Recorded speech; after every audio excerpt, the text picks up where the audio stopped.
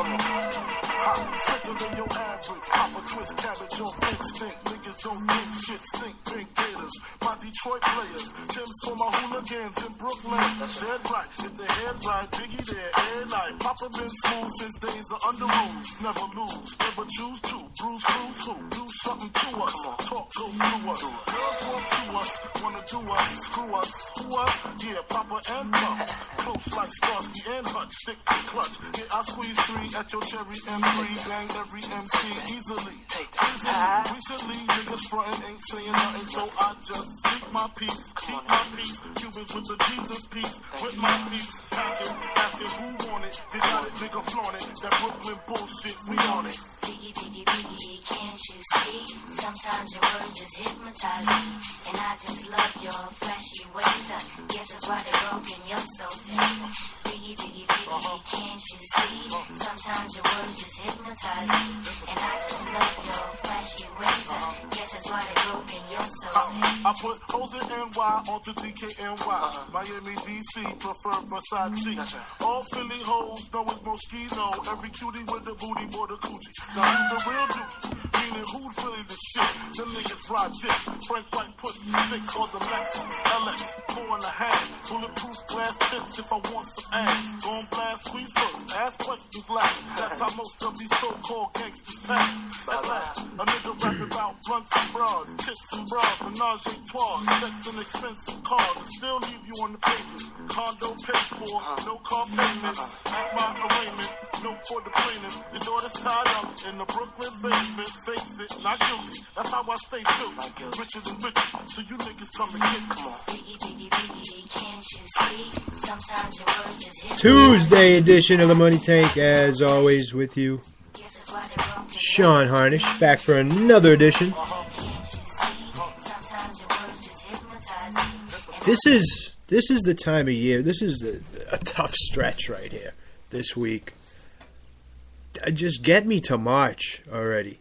Like, get me to March. I hate the last couple weeks in February as a sports fan. Just doesn't do it for me, really. What am I doing today? I mean, really, watching MLB Network, going over catchers, WAR ratings as far as framing pitches. It's a huge, huge asset now. Some numbers that we never really, things that we always knew was important, but never really had numbers to go by. And now, there's plenty of numbers to go by as far as what catchers are good at framing pitches, and it's very important. It's extremely important. Not only to get the called strikes, but also for pitchers' confidence. It's huge. The best one in the league right now is Grandal for the Dodgers. He's definitely the best framer in the league. Boston's got a couple good young kids that are pretty good at it. But, interesting stuff. How we do yesterday? Yesterday, I think we did pretty well on the show. I sent out one client play. It lost. The Kansas under wasn't even close. And then hockey, I mean, I had a bet in every single game and the Grand Salami. Every single one hit. I think we went 5-0 with what we talked about on the show. The one I lose, of course, is a client play. So it was just one of those days. But did well in hockey yesterday. Hopefully we can keep that going. We still stay above 60% for the season, so doing all right. Some games today to go over. Interesting thing, if you guys remember, clients, you guys remember the ride we were on with betting the Detroit Tigers second half of the game, taking the overs, how bad that bullpen was. It was just, it was a comedy show. I remember sitting in Vegas with one of my buddies, and we were just watching a Detroit game, and sure enough, it was one of those games where, okay, the three amigos come out, and one gets lit up after another, and it was just a continuous trend. I think the Tigers made some pretty good improvements to their bullpen. I'm sorry, I really want to talk baseball, and it sucks I have to wait till the first of the month, and get going on this, but there's a lot of stuff I want to talk about. Any other news? PSG's leading 2-1 against Chelsea. We got the NBA back today. Right? Is that today or tomorrow? I don't even know. I just know this. I never bet the day after All-Star break in any sport. I just refuse to do it. I think it's tomorrow.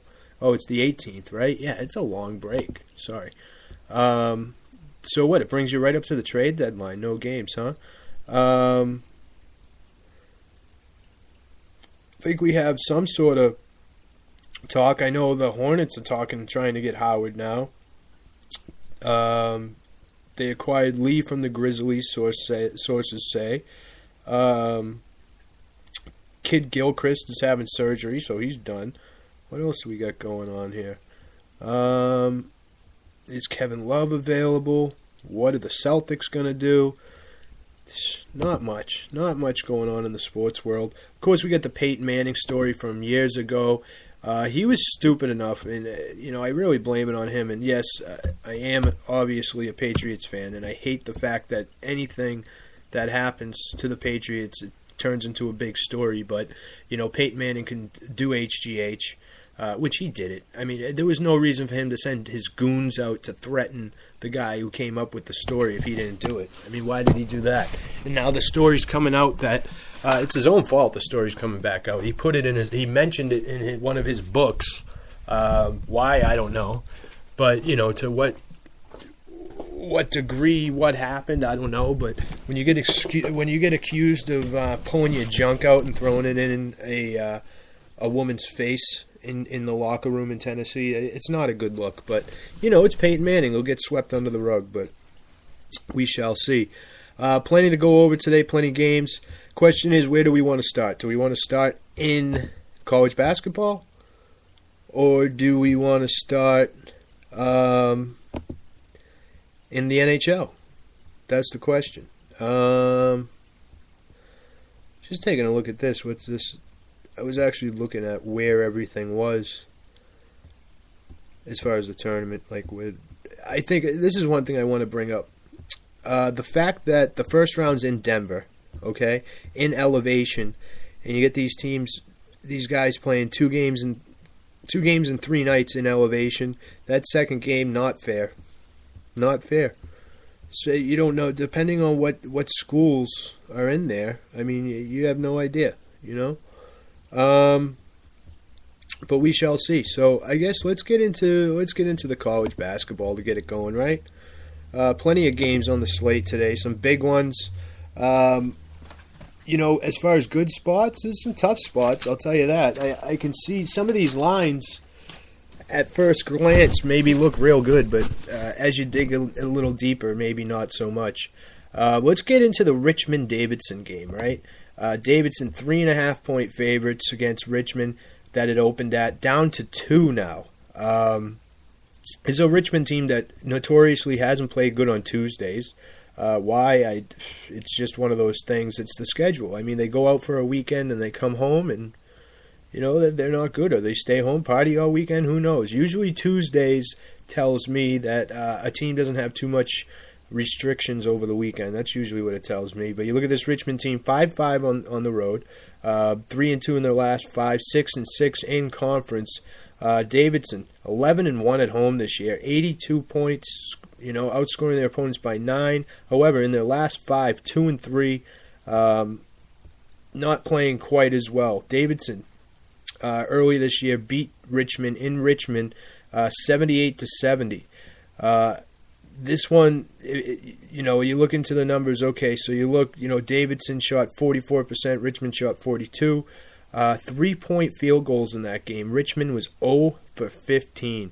Imagine that, 0 for 15.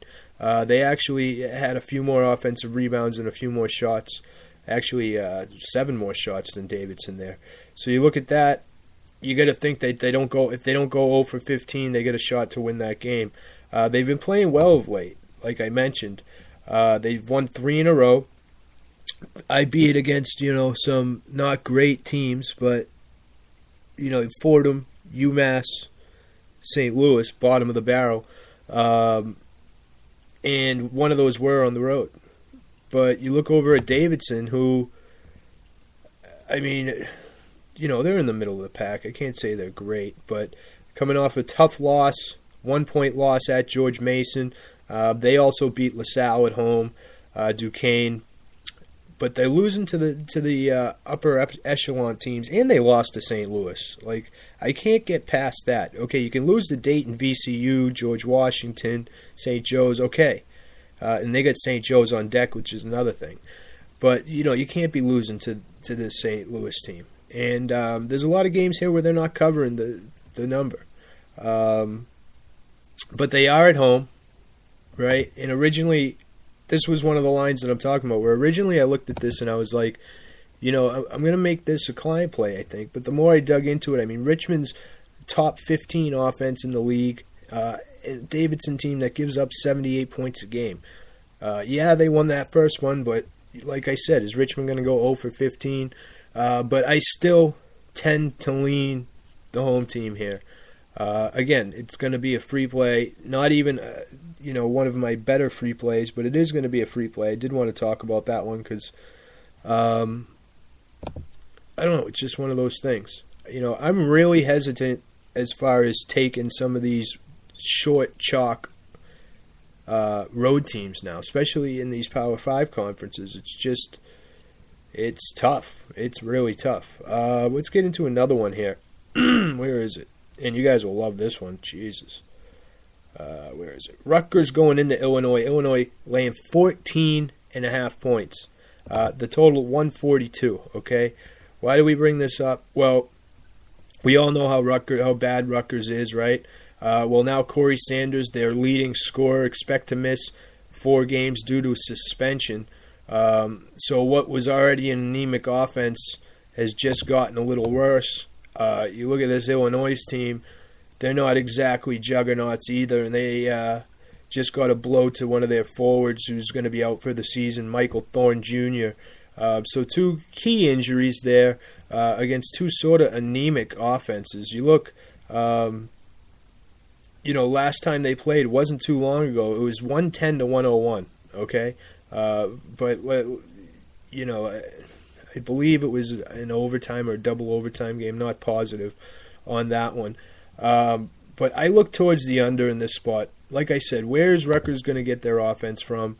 And if it wasn't 14.5 and it was maybe single digits, I'd tend to lean towards Illinois. But frankly, I can't trust this Illinois team. They're 6-8 at home, which is absolutely horrible.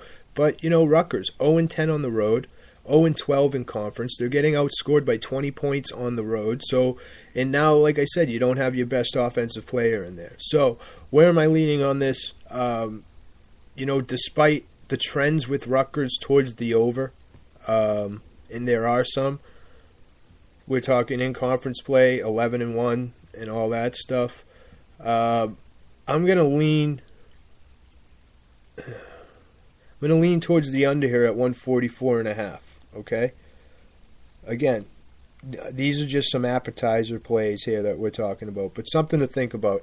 I think the fact that you get some big injuries on offensive anemic teams is tough on the offensive side. Now, will either of them play defense? Probably not. I just don't think the shooting percentages will be high enough for these guys to score, and they don't shoot well from the free throw line either. So, even if it gets close, you got to be careful. Another game, Ole Miss going into Texas A&M. A&M 9.5 point favorites at home. Okay, we all know the deal with this A&M team. They've lost 4 in a row. 3 of them were on the road. The one loss at home was to South Carolina by 3. You got Anthony Collins, who's probable tonight, along with Jalen Jones. They both should play in this one. Like I said, this team that was rolling, that a lot of people pegged in the top 10, and it was a big surprise this year. Young team, got into a little skid. They got to figure out a way to dig themselves out. Now, don't get me wrong. In these, their losses were by 5 points, 1 point, 3 points, 3 points, and then even against the Arkansas game was a 3-point loss. So they're playing close games even when they're losing. And on the surface, Ole Miss, not the greatest team in the world right off the top, but they have won 3 of the last 4. And in their losses, you look at their road losses, right? They lost by 5 in Kansas State. They lost by 6 in Mississippi State. They lost by 9 in LSU. I think that's the biggest one.